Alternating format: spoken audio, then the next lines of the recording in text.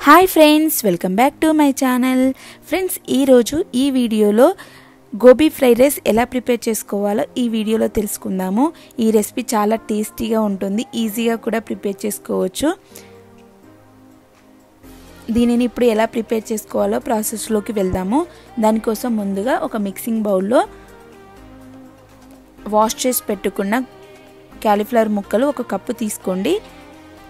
ఈ కాలీఫ్లవర్ ముక్కల్ని మరీ చిన్నగా కాకుండా మరీ పెద్దగా కాకుండా మీడియం సైజులో కట్ చేసుకొని తీసుకోండి. తర్వాత దీనిలోనే 2 టేబుల్ స్పూన్ల బియ్యం పిండి వేసుకోండి. మీరు కావాలి అంటే మైదా పిండి అయినా కానీ కార్న్ఫ్లోర్ అయినా కానీ వేసుకోవచ్చు. నేను ఇక్కడ బియ్యం పిండిని వాడాను. తర్వాత దీనిలోనే 1 టేబుల్ స్పూన్ కారం పొడి కూడా వేసుకోండి.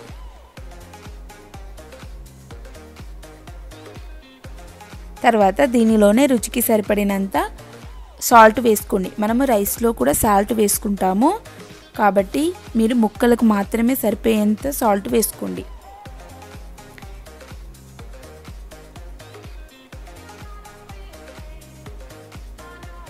తర్వాత దీనిలో 1/2 tablespoon ginger garlic paste,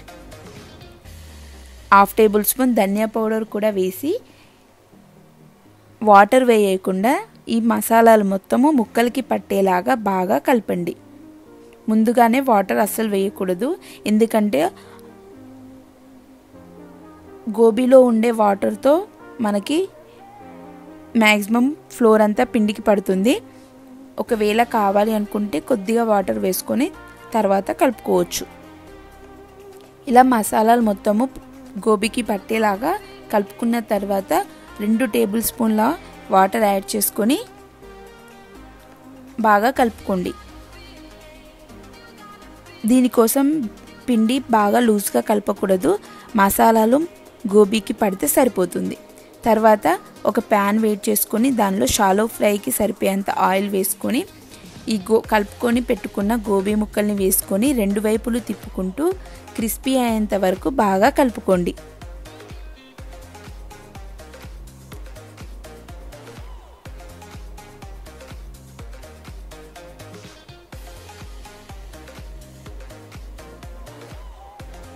రెండు వైపులు తిప్పుకుంటూ గోల్డెన్ బ్రౌన్ కలర్ వచ్చేంత వరకు ఫ్రై చేసుకోండి. స్టవ్ మీడియం ఫ్లేమ్లో పెట్టుకొని ఫ్రై చేసుకుంటే మనకు గోబీ లోపలి వరకు బాగా ఫ్రై అవుతుంది.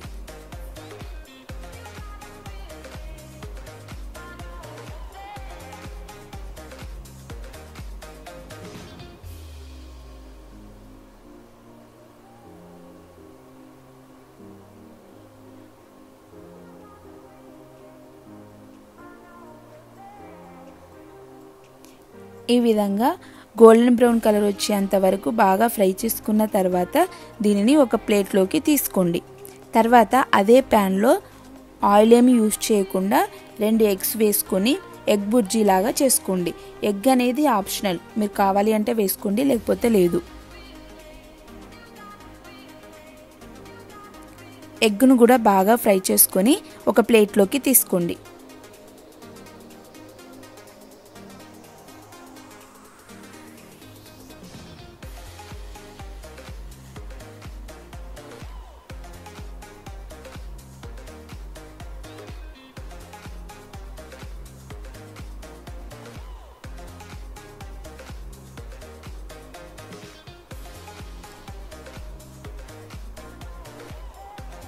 తర్వాత ఎగ్ కూడా తీసి వేరే ప్లేట్లోకి తీసుకున్న తర్వాత అదే ప్యాన్లో 2 టేబుల్ స్పూన్ల ఆయిల్ వేడి చేసుకొని 1/2 కప్పు ఆనియన్స్, 2 గ్రీన్ చిల్లీ వేసుకొని ఆనియన్స్ గోల్డెన్ బ్రౌన్ కలర్ వచ్చేంత వరకు ఫ్రై చేసుకోండి.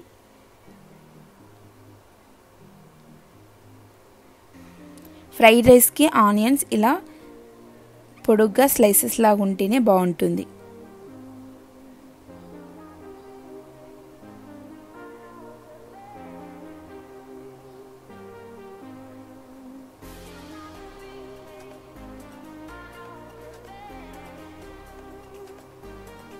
ఆనియన్స్ కూడా బాగా ఫ్రై చేసుకున్న తర్వాత దీనిలో మరొక 1/2 టేబుల్ స్పూన్ అల్లం వెల్లుల్లి పేస్ట్ వేసుకొని పచ్చివాసన పోయేంత వరకు బాగా ఫ్రై చేయండి.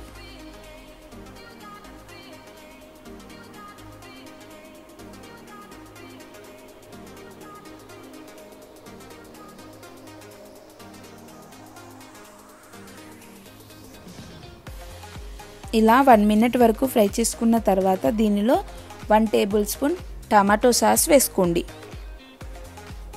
తర్వాత దీనిలోనే 1 టేబుల్ స్పూన్ చిల్లీ పౌడర్ కూడా వేసుకోండి. మీరు మీ స్పైసీకి తగ్గట్టుగా కారం పొడి యాడ్ చేసుకోండి.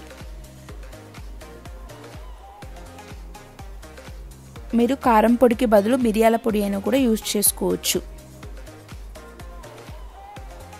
తర్వాత టమాటో సాస్ కారం పొడిని ఒక 1/2 మినిట్ వరకు ఫ్రై చేసుకుంటే మనకు కారంలోని పచ్చివాసన పోతుంది. తర్వాత దీనిలో మనము ముందుగా ఉడకపెట్టి పెట్టుకున్న 2 కప్పుల రైస్ వేసుకోండి. నేను ముందుగానే బాస్మతి రైస్ని బాయిల్ చేసి పెట్టుకున్నాను. దీనికోసం నార్మల్ రైస్ అయినా కానీ మీరు యూజ్ చేయొచ్చు.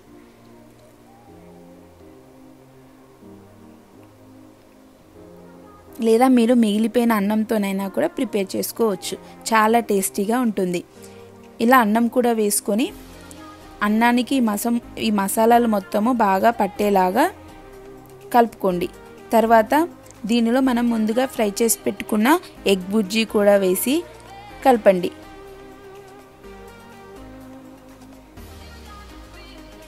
తర్వాత దీనిలోనే ఫ్రై చేసి పెట్టుకున్న గోబీ కూడా వేయండి.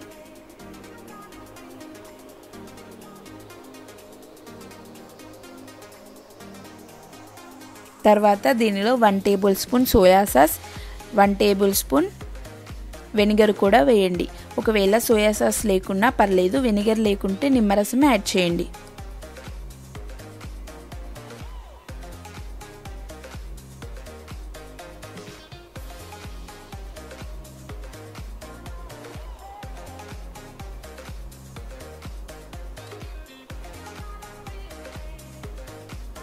ఇవన్నీ వేసి ఒకసారి కలుపుకొని ఇప్పుడు రైస్కి సరిపోయేంత సాల్ట్ వేసుకొని కలుపుకోండి. ముందుగా సాల్ట్ వేయకండి, ఎందుకంటే మనకు సాస్లలో కూడా కొద్దిగా సాల్ట్ ఉంటుంది. సో చూసి వేసుకోండి.